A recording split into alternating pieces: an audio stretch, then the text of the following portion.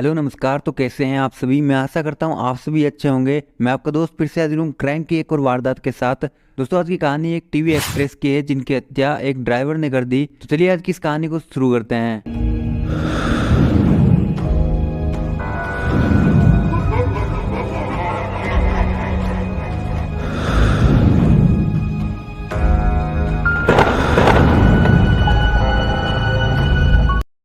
दोस्तों कर्नाटक की राजधानी बेंगलुरु के दक्षिण में स्थित केम्पेगौंडा इंटरनेशनल एयरपोर्ट के पास एक गांव है। इसका नाम है कडियारपनहली।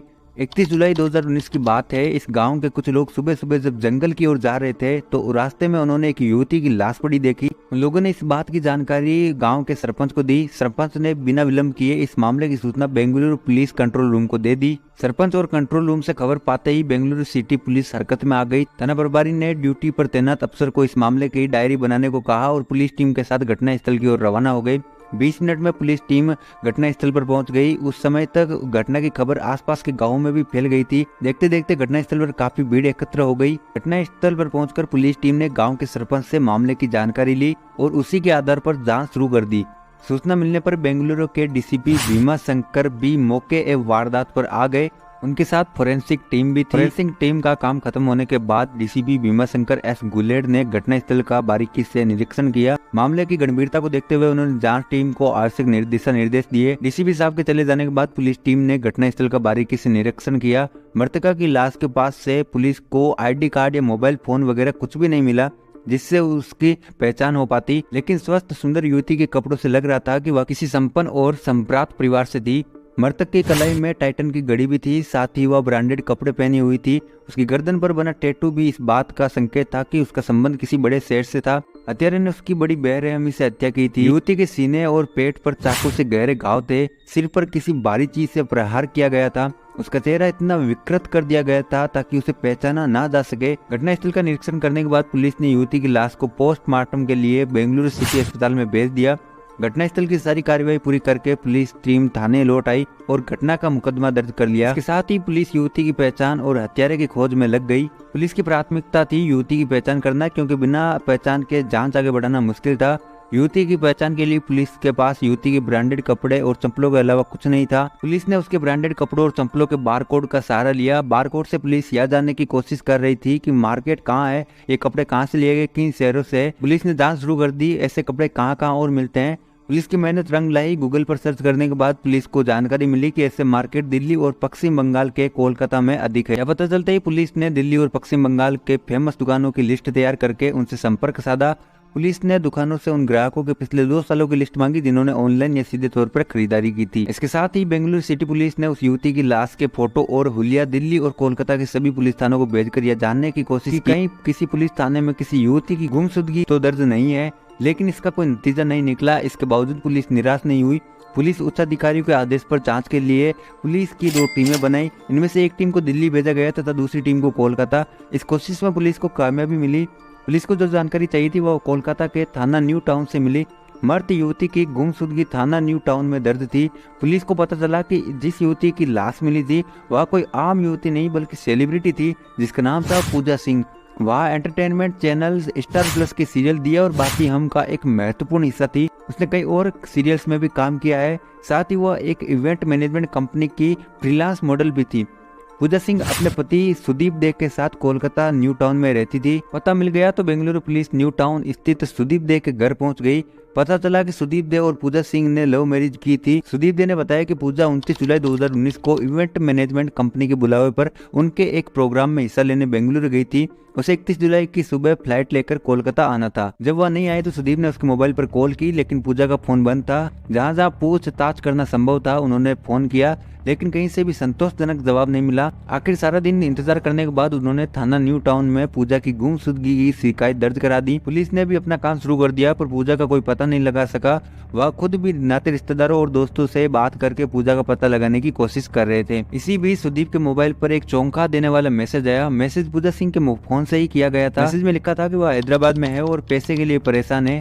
इस मैसेज में एक बैंक अकाउंट नंबर देखकर उसमें 5 लाख रुपए डालने को कहा गया था। यह बात सुदीप दे को हजम नहीं हुई क्योंकि यह संभव ही नहीं था कि पूजा सिंह पैसे के लिए परेशान हो और अगर ऐसा होता तो भी वह पति से सीधे बात कर सकती थी।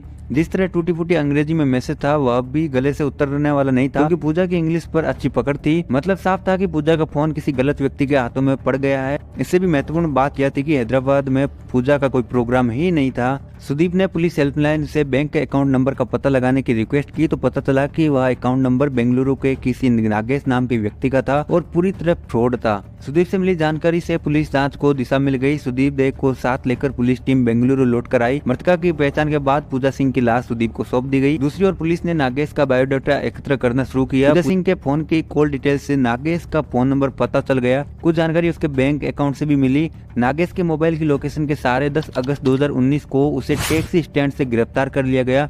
वह टैक्सी ड्राइवर था।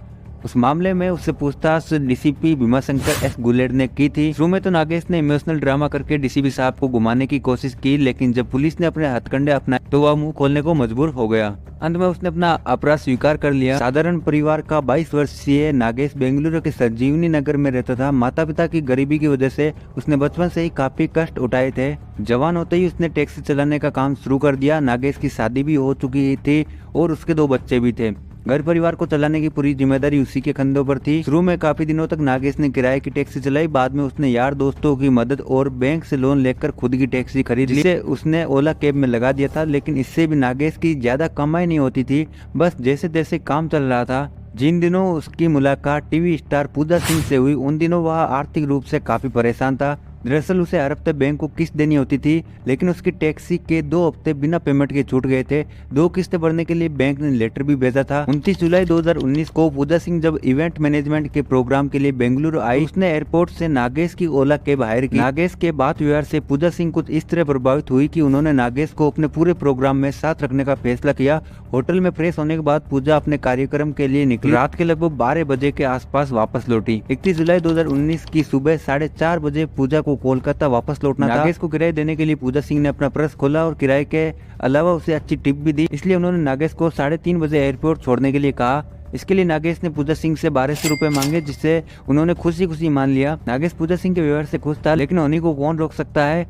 क्योंकि सुबह 3 बजे नागेश को जल्दी आकर पूजा सिंह को लेकर एयरपोर्ट छोड़ना था, इसलिए घर ना जाकर उसने टैक्सी होटल परिसर में ही पार्क कर दी थी और टैक्सी की सीट लंबी करके सोने की कोशिश करने लगा। लेकिन दिमागी परेशानी ने उसे आराम नहीं करने दिया। उसे बैंक की 3 हफ्ते की किस्तें देनी थी। उसे घर के खर्च और बैंक की किस्तों की चिंताएं खाई जा रही थी। पूजा सिंह ने नागेश को जब किराया और टिप दी थी तो उसकी नजर नोटों से भरे पूजा के पर्स पर चली गई थी। जब उसके दिमाग में कई तरह के सवाल आ रहे तब बार बार उसकी आंखों के सामने पूजा सिंह का पर्स भी लहरा रहा था। सोचते सोचते नागेश के मन में एक खतरनाक योजना बन गई और उसने उस पर अमल करने का फैसला किया। पूजा सिंह को लूटकर वह अपनी परेशानियों से पीछा छुड़ाना चाहता था। उसने सोचा कि पूजा सिंह दूसरे शहर की रहने वाली है, किसी को पता भी नहीं चलेगा। मन ही मन योजना बनाते बनाते उसे नींद आ गई। नींद तब टूटी जब होटल के स्टाफ का एक व्यक्ति पूजा सिंह का सामान लेकर पास आया। टैक्सी में सामान रखवाने के बाद नागेश ने तरोताजा होने के लिए अपनी पानी की बोतल लेकर मुंह पर छींटे मारे।